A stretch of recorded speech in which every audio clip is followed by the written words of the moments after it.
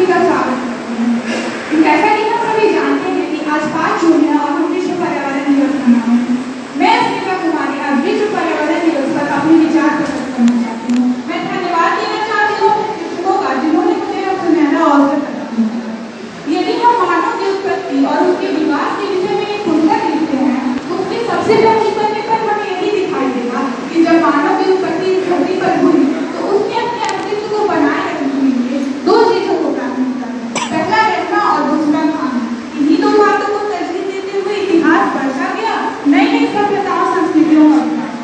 और हमें मध्य 20वीं शताब्दी तक यही लगा था कि यदि तीसरा विश्व युद्ध हुआ, क्योंकि उस समय तक प्रथम और द्वितीय विश्व युद्ध हो चुका था, तो मानव का अस्तित्व इस धरती से खत्म हो जाएगा, इंसान रहेंगे नहीं।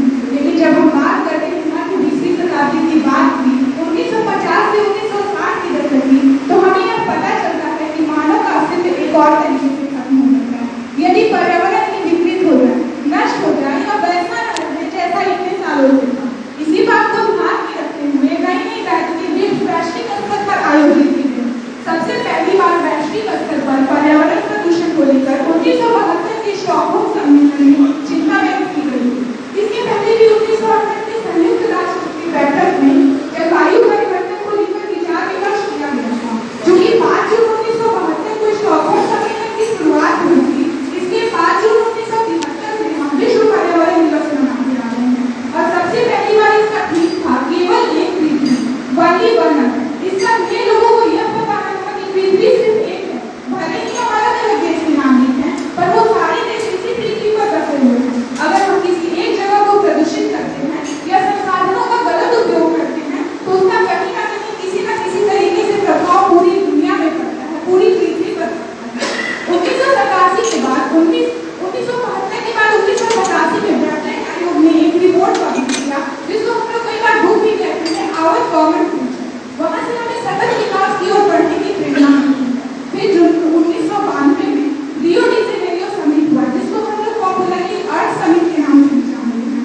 वहां पर्यावरण पर मानव प्रभाव और हर क्षेत्र पर भिन्न स्तरों पर व्यापक कार्यवाही की योजना बनाई गई। अब बात करते हैं वर्ष 2024 की, तो इसके लिए पर्यावरण दिवस का थीम है land restoration, desertification and drought. Land restoration का मतलब है वैसी भूमि जो खराब हो चुकी है उसको वापस से अपनी प्राकृतिक स्थिति में लाना। डिसर्टिफिकेशन एंड ड्रॉट का मतलब है वैसी भूमि जहाँ सूखा पड़ा है या बंजर हो चुकी है, वहाँ कुछ ऐसा किया जाए कि वो वापस से अपनी पुरानी स्थिति में आ सके।